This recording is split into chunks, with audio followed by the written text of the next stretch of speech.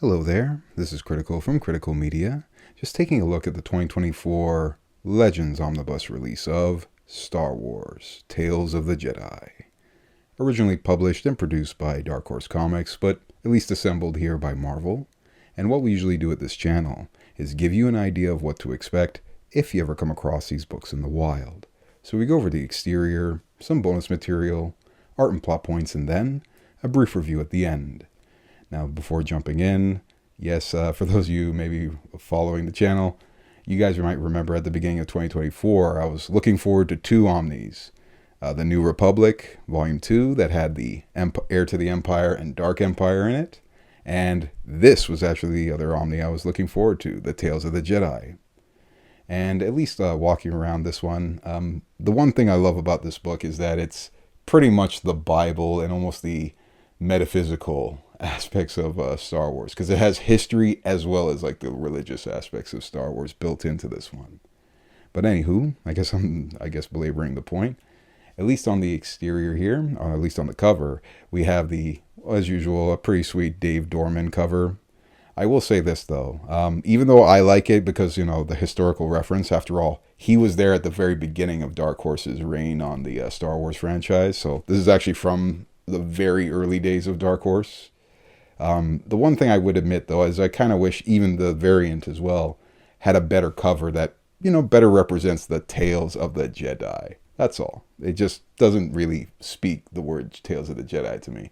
But that's just my own personal opinion.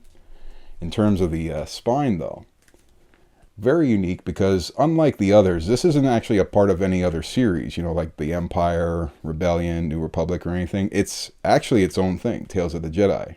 So it has its own colored silver lettering here. And that's actually another thing, folks. This is a comprehensive Omni, meaning everything you need is here. All the storylines that are pretty much encompassing this era. But anywho, so there very likely won't be a volume 2. But anywho, your typical fare on the rear here. And in that light, a pretty meaty book, as I mentioned, being a comprehensive Omni. So maybe just underneath the dust jacket before we get to the hardback, you can kind of see here, it's a 1300 pager, and the eye is very unique. I mean, it's there, and it's pretty well wetted. I can't deny it. I kind of worked the book out earlier, just before the video. Yeah, it's pretty sizable nonetheless. The good thing, though, is that Dark Horse, even back then, they weren't really big on 2-page spreads, so you don't even have to worry about gutter loss. Now, at least walking around the hardback, yeah, it is this awesome wraparound image. Dagan Locke, Zesh, and Shay Koda. Pretty sweet there. But at least nothing on the spine. Now, for bonus material, it is pretty meaty, but I do appreciate how they approached it this time around. Now, very similar to other Legends Omnis, yeah, it does have this handbook material, so it's kind of like a lot of factoids and whatnot. So, very appreciative there. But the one thing I really especially appreciate is that they actually included the very beginning of Dark Horse's reign on Star Wars. The very beginning, people. Like, this is literally the first Tales of the Jedi kind of stories ever. So I love the fact that they went that far back, Marvel, to at least, what's the word? Canonize these. Well, maybe not canonize is the word, but, at least, what's the word? Archive these. That's the better word for it.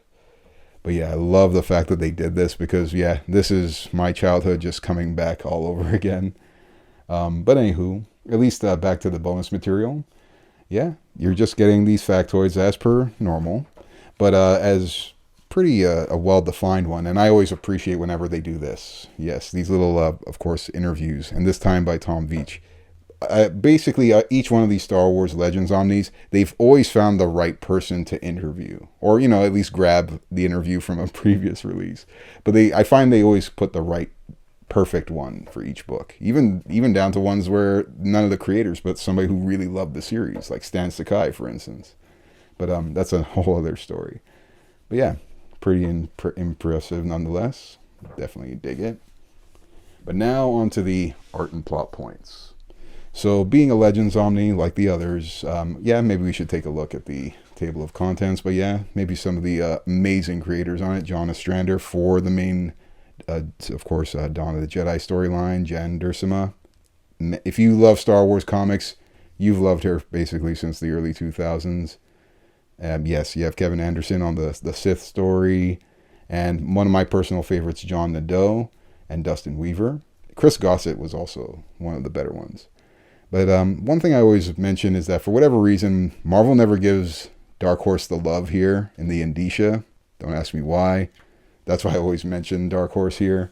But the one thing I always big Marvel up for, and they did it again here, they map the book perfectly. So they match the story's chronology more so than the publication. Because you'll notice you start off with like 2012, but you'll end up in 1993 for publication. And I always found it interesting that Dawn of the Jedi, predominantly John Ostrander and Jan Duursema, it is like 3 different sections, but you'll notice that like it ended around the time Disney acquired Star Wars. So I always felt like that series would have ran longer had it not been for that. But it's all good. Yeah, and then you have your Golden Age of the Sith, awesome series, and then the unfortunate tragedy of Ulic Qel-Droma. Man, that was always a sad one. That's why I love this book so much, though, that they included it. Because not everything's all sunshine and rainbows, right?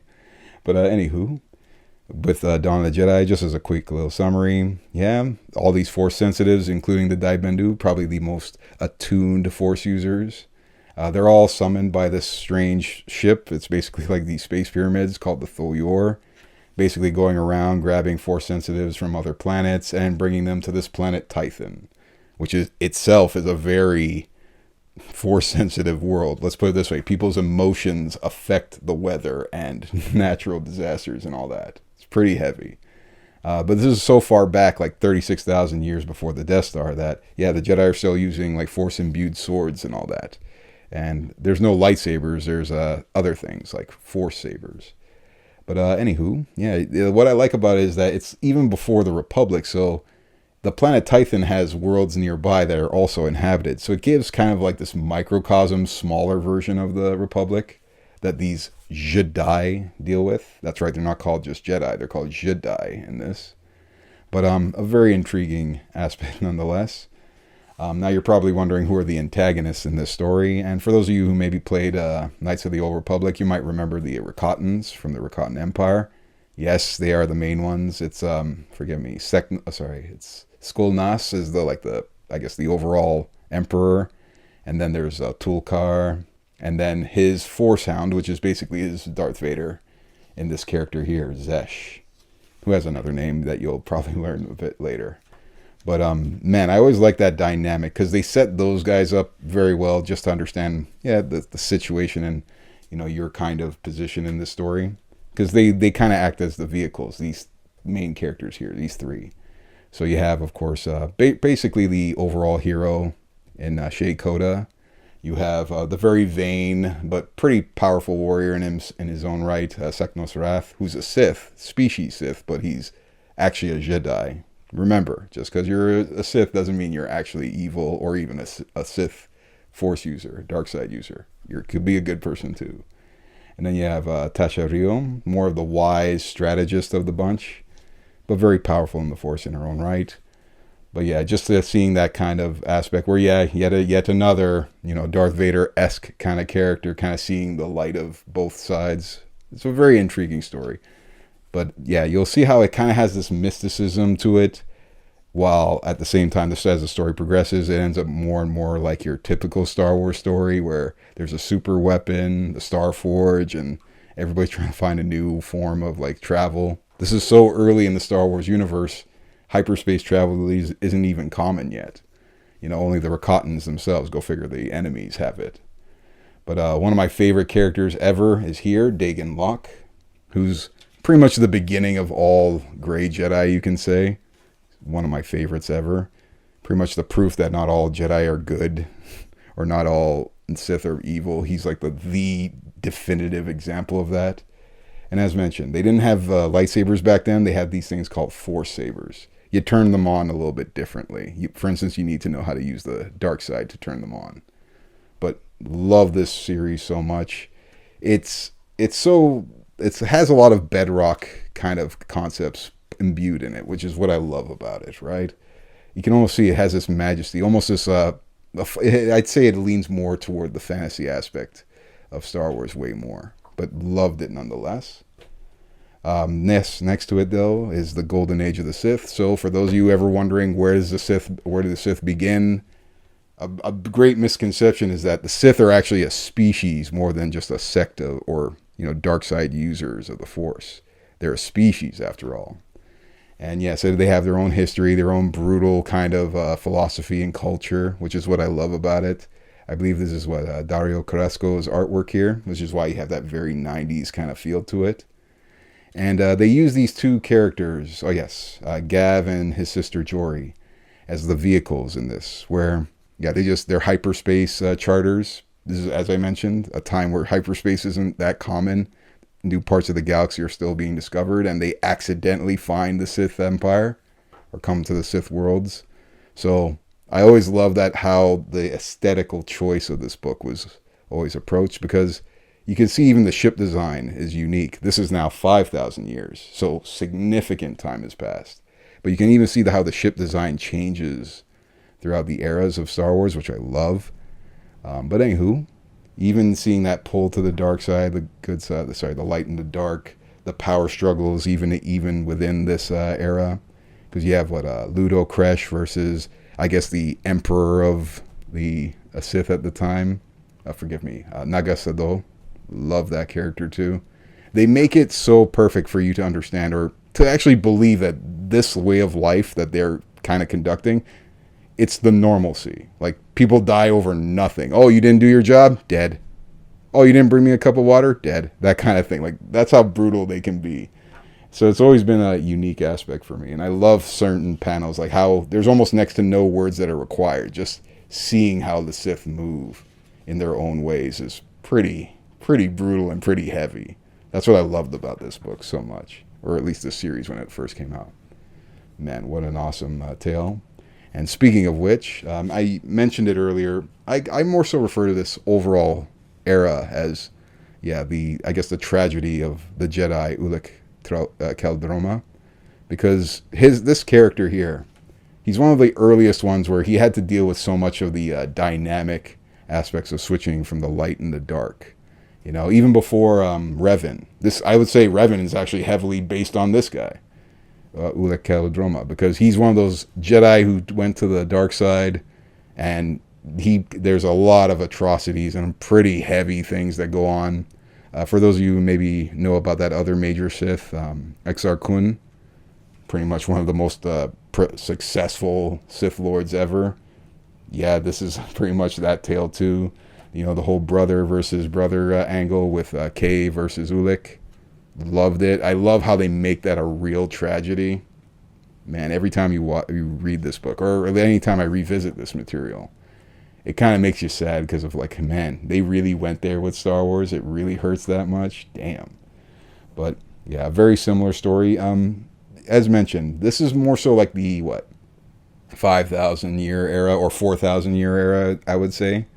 So yeah, the whole FREEDON NADD thing, awesome. These awesome, badass looking Sith Lords. Look how they used to look. They used to be so dominant in the way they approach things. And yeah, not all of them carried red lightsabers. I love that.